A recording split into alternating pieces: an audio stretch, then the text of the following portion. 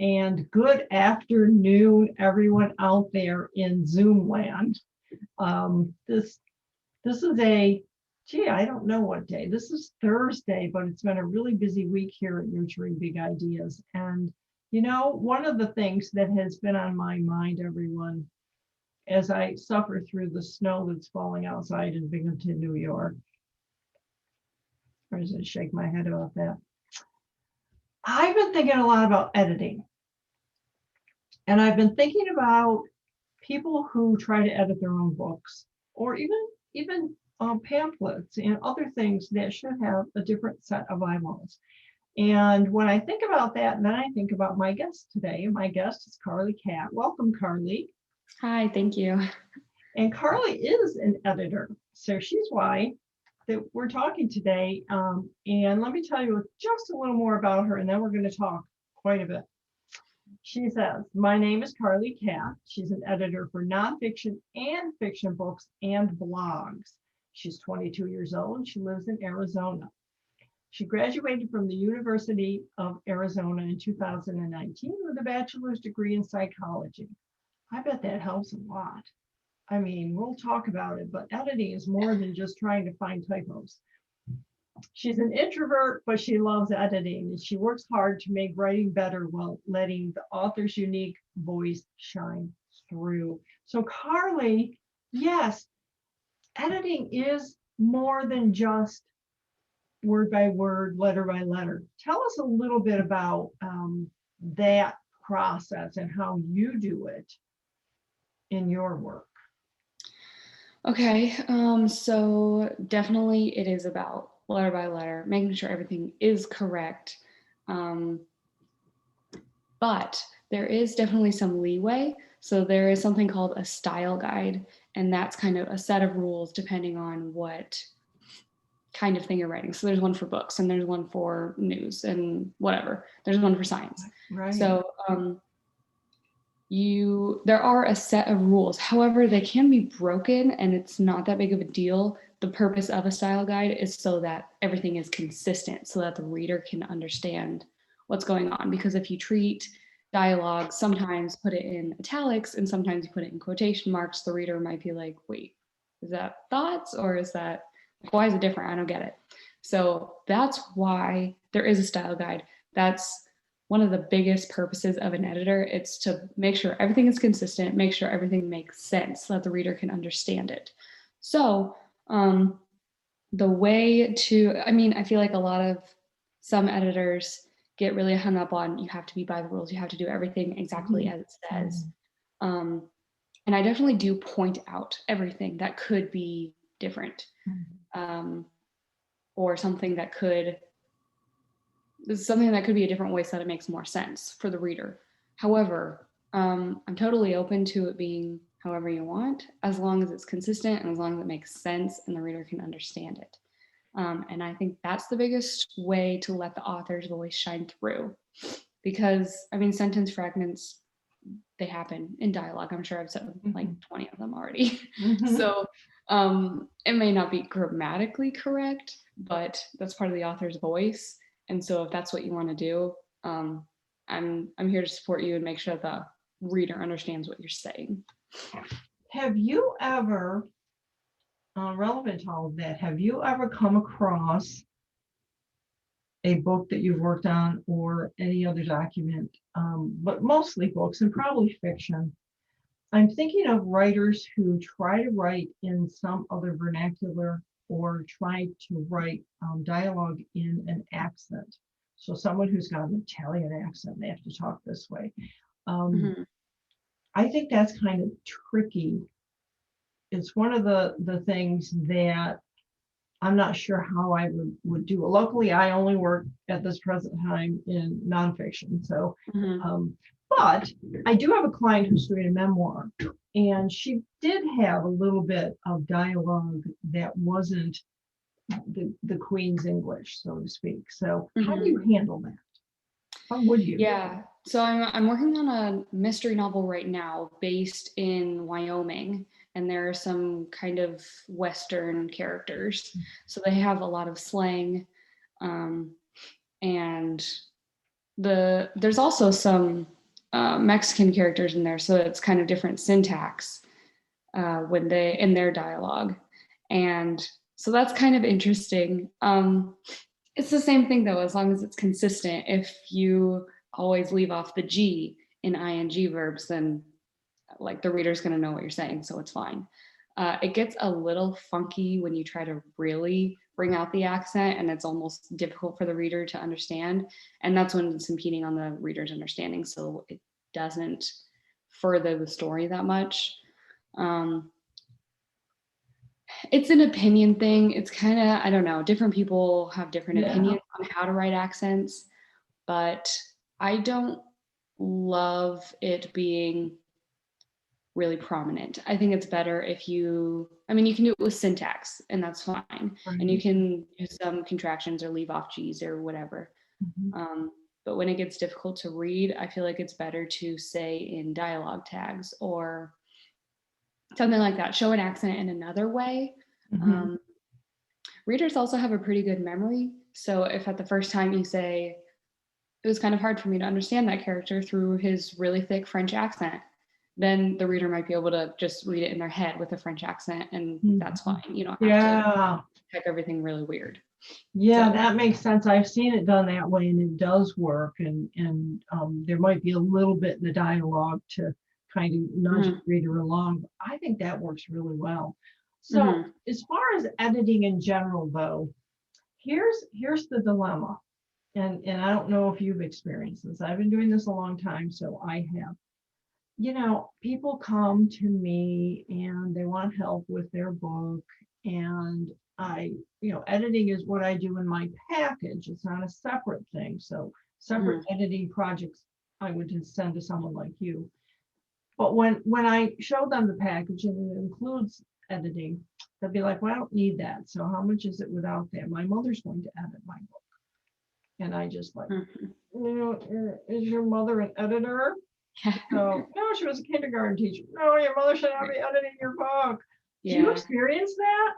Yeah, I do experience that quite a bit, especially because there are, different types of editors.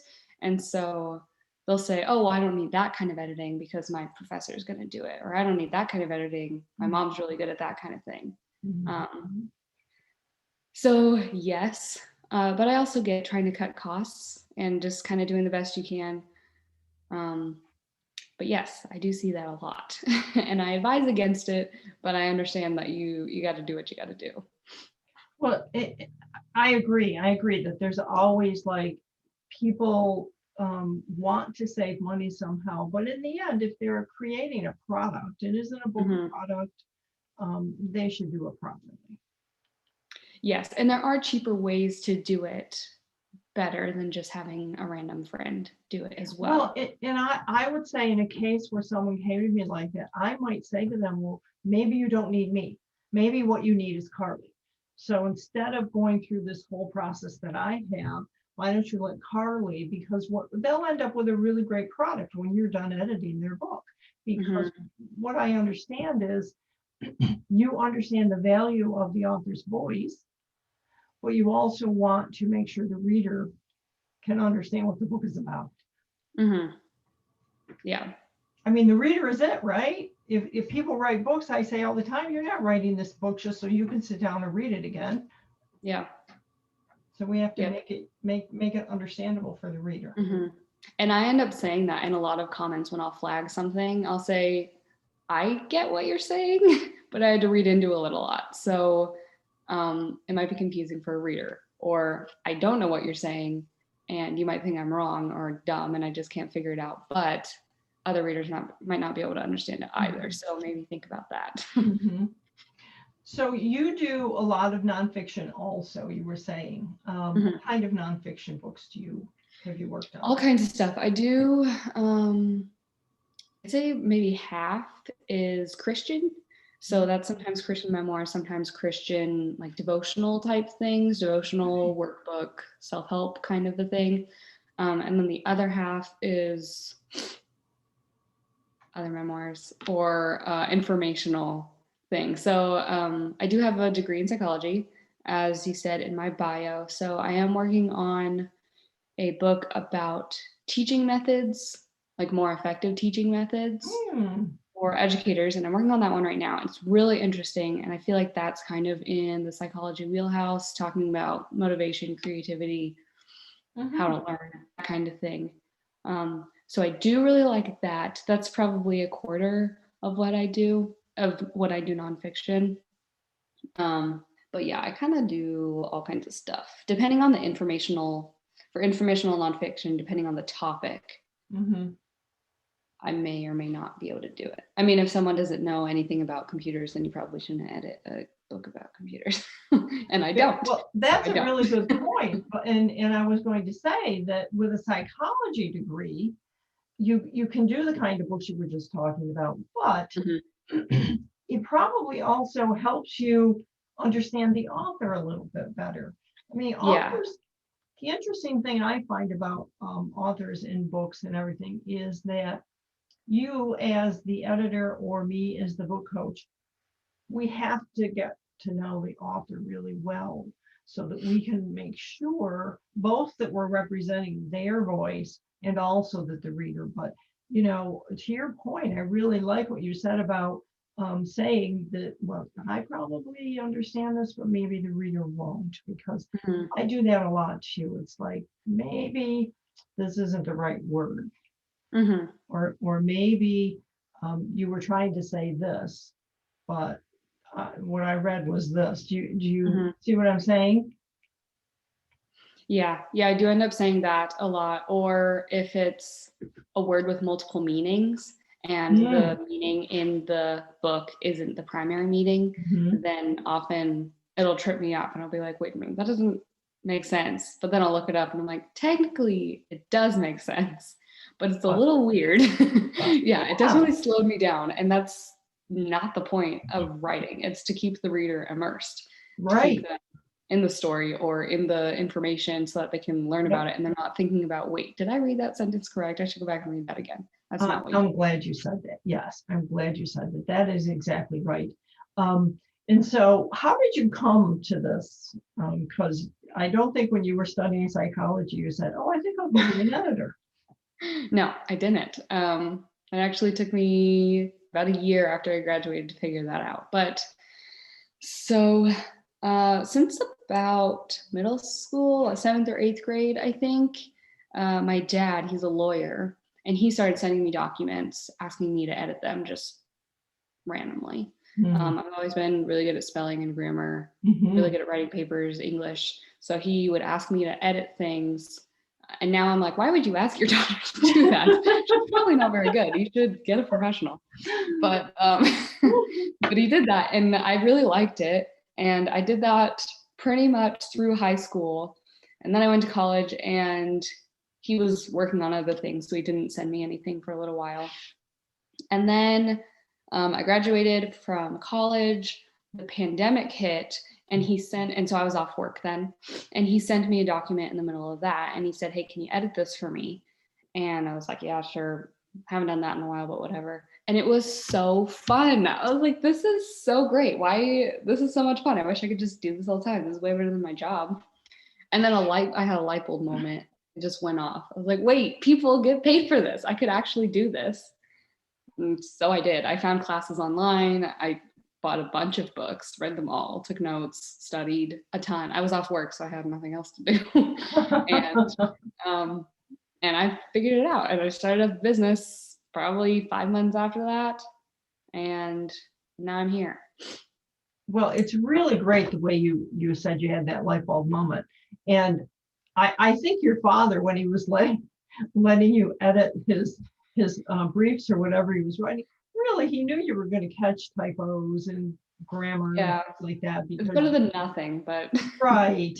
And because I can remember long time ago when I was actually in sales at a small newspaper, and things were quiet. So I offered to edit the paper itself, go through, and I did such a good job that the owner was like, "No, you need to be doing this." yeah. But then I was thinking, but I just caught typos in grammar and Mhm. a little formatting and stuff. How did other people not catch it? But they didn't. to your point. And I really like also that you studied. You decided to do it and you didn't just say, well, I used to edit my dad's stuff, so I'm just going to start this editing business. No, you went out and you studied. Tell us about that, because that's important for people to understand. Yeah. Yeah. A lot of people do that, and it's kind of crazy because I edited his paper and then I learned as much as I could a few months after that. And I thought, why did I think I knew what I was doing? I didn't. There were so many things that I probably did wrong on his documents. But yeah, so I found a course online, and that was my intro course. That was my proofreading course, specifically for proofreading mixed with how to start a business. So that was really good intro. And I went through that whole thing, graduated, and that set me up with a website and business cards, social media, all that, whatever. So then after that, I got a subscription to the main style guide for books, and I read through that entire thing. It's over 1,000 pages, and it's enormous. Wow. And so I read through that. That taught me a ton. I got a bunch of books about proofreading and copy editing, and that's when I started to teach myself how to copy edit. And I do learn really well that way. So I think that was a good choice for me. I teach myself really well, and I'm really good at reading books and taking notes on that. I know a lot of people have a hard time just reading something and gaining anything from it, but I do learn really well from that. So I read a bunch of books, figured that out. Then I took some LinkedIn courses for, I don't know what it's called, LinkedIn Learning, LinkedIn Premium, something like that. Yeah. There was a few of those on grammar and whatever. And then I launched my business. And since then, I have adjusted my services a little bit as I learned the industry a little bit more. I used to have two different kinds of copy editing, and then I realized that's silly. It's almost the same thing. I only need the one. And so I went down to one. And then let's see, a few weeks ago, maybe 3 weeks ago, I launched a new service, and I spent maybe a month or two learning how to do that. Took more LinkedIn learning courses about line editing specifically, read some books about it, did a ton of practice, as much as I could, as many materials as I already had from books I'd already edited. I used those as practice materials to do this extra service, so that I could practice and be more comfortable offering it. And then I launched that more recently. So what is that? Talk about that. Line editing, yeah. So it's the second stage of editing. There are 4. So line editing, it's at the sentence level, and it's mostly about point of view and tense, pace, mood, voice, organization. It also is about how you structure dialogue, if your action and dialogue tags are good, if they further the story, if they're helpful, sentence length, showing and telling, other writing techniques like that, making sure to reduce bias, which is also part of copy editing. But I definitely look at it in line editing as well, because it's kind of easier to skip over. So it's good to do that one multiple times. Wow. Yeah, so there's kind of a lot to it. It's mostly at the sentence level, making sure everything makes sense and reads well with flow. Do you ever read out loud? Oh, absolutely. All the time. My lips are always chapped because I'm always reading out loud. Always. Otherwise, my brain skips over things and I just read what I think I'm supposed to read. That's what happens. But I also tell my authors to do that. I'm like, okay, you need to read this sentence out loud and then tell me. Or play it out loud. If you can do the text to speech thing. Yes, that's a good idea. I should have them do that. Because the sound of it, I mean, when I tell people that, yes, your book has a sound, all the stuff you're writing in there has a sound in people's heads. And so one of the things that helps is read it out loud, read it to someone else out loud. And back in the day, we also used to say read it backwards, which I've never done. Have you ever done that? I have, only for proofreading, because then you don't get lost in the sentence and you're looking at literally every single letter. So I think it does help for proofreading, but not for flow. Yeah, my brain just gets all muddled up and says, what Yeah. are you doing? Stop it. So Yeah. I'm not good at reading backwards. I can do it, but I tend not to. So basically, tell us more about the books that you want to do and the kind of clients that you would like. Who are you looking for that we can help you find? Well, I like working with independent authors. Definitely people that want to self-publish over traditional publishing. I'm not sure which genres I want to do yet. I don't want to limit myself too much. I'm still exploring a little bit. As you can see, my genres are all over the place that I've already talked about, but I really like that so far, and it keeps it interesting. I definitely try to stay within my wheelhouse, only do things that I'm comfortable with, but even that, there's still a lot of options. Right. So I am pushing for more fiction right now, but I love nonfiction. I really do like it. I feel like I get to learn more while I'm working and while I'm reading, and I really like that. So I don't know. I don't know what genres. So do you also then, for any fiction or nonfiction, kind of help the author with their bio? I haven't, but I'm willing to. I have a blog. I call it my resource hub, and I have a post on there talking about how to write a book blurb. And then another one, which I think it's coming up in a few weeks. It should be posted about how to write an author bio. Yeah. So I do have, it's kind of like a template type thing, notes about how to do them. So I've never had someone ask me to help them with it, but I would. Well, I think that, so an author bio, let's say on the author's webpage, can be much longer than the author bio in the book. The author bio, one of the things I think authors have trouble with is doing that short bio. So they're more than willing to write that long. Here we are, 1,000 words about who I am and what I've done. And that's great. We all want to know all about them, but can't put that there in the back of the book or in the little blurb. So Yeah. what do you want to pull out? And that's something I think that editing could be very valuable for, because again, you're going to help them make sure that the reader gets the information they need in that short little paragraph. Yes, that's true. I think maybe the reason that people haven't asked me to help is because that's such an easy thing to get other opinions about, and so like for free. So I see a lot of people posting on Facebook and writers groups asking, hey, how does this look? Does this look okay? Is this interesting? Where can I cut? And I'm not really opposed to that. I think maybe for copy editing, you might want help on that. And I mean, it's an extra 300 words, so it's not like it would really cost you extra for an editor. But for flow and things like that, I'm not opposed to asking other readers, other writers, because they know the audience, they are the audience. And that's really easy to get input about because it is so short. So do you belong to writers groups? What was that? Do you belong to writers groups? Yeah, I am in quite a few writers groups, especially on Facebook, some on LinkedIn, and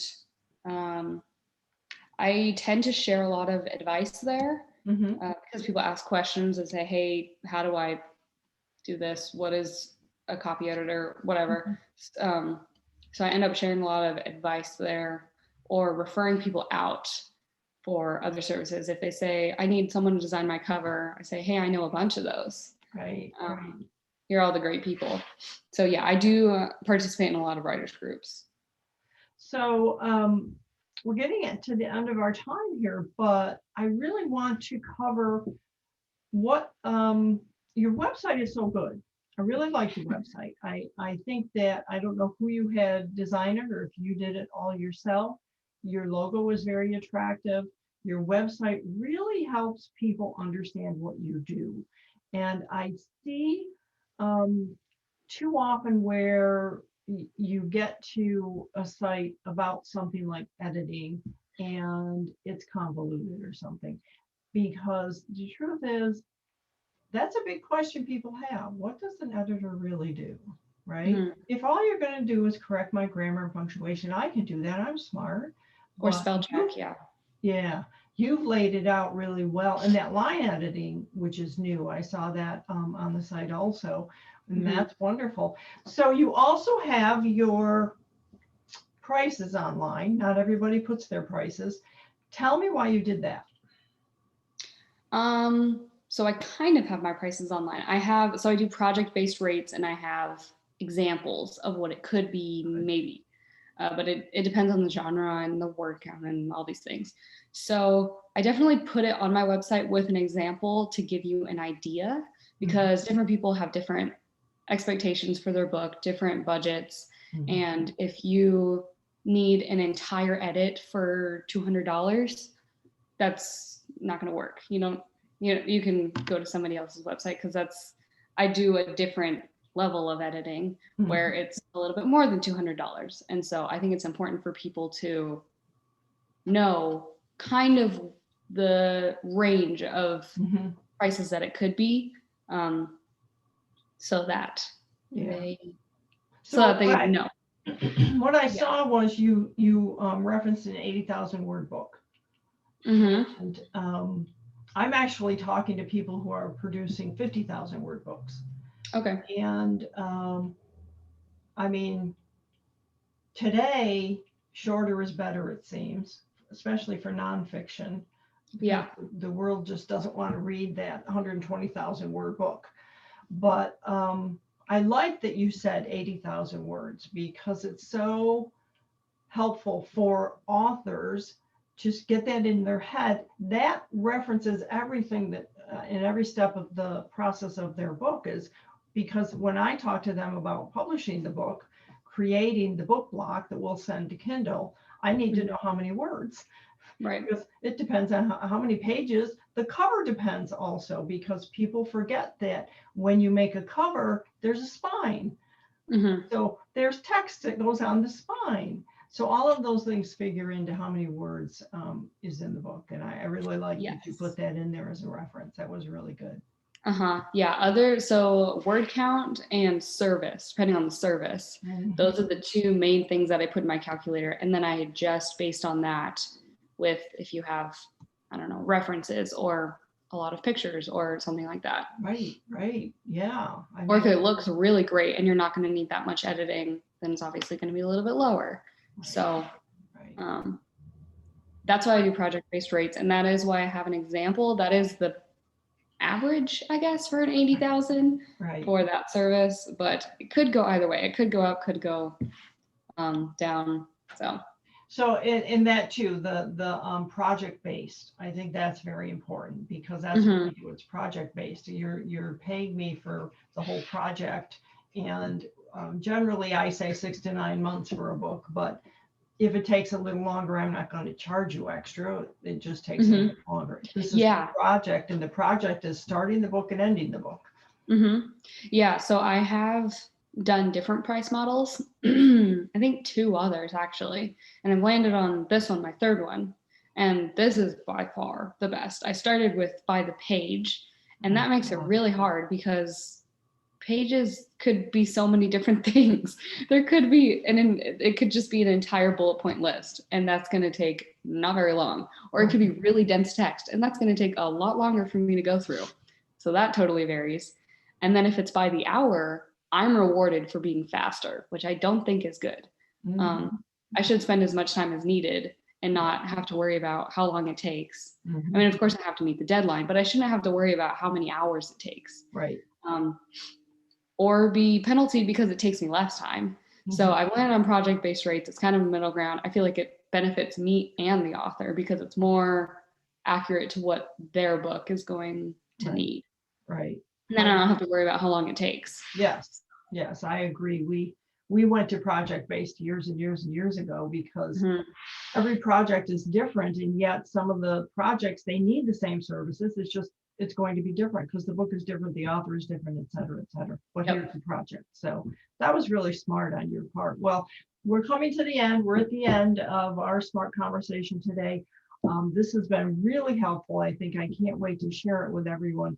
Where can people, I mean, they'll find out when I write it in the blog post and on YouTube, but tell us where they can find you and how to connect with you.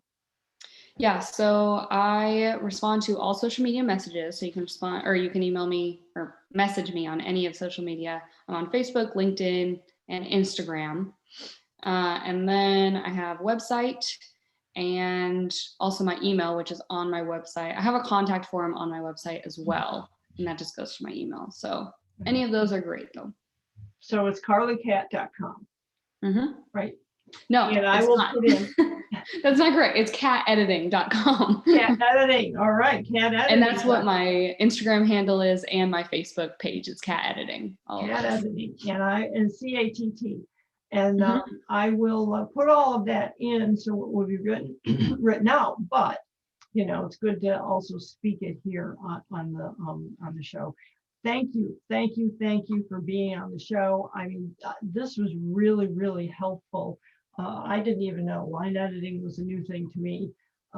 You know, so I learned something too, and it's always great when I can learn something also. I can't wait to be able to share you with people who come to me and need editing, and it's I don't do that separately. Yeah. So you're the person that should be doing that. So Great. we're going to say goodbye today. And this was Smart Conversations. I'm Yvonne DeVita, and my guest today, Carly Catt, catediting.com. And look her up if you need an editor for any of your work.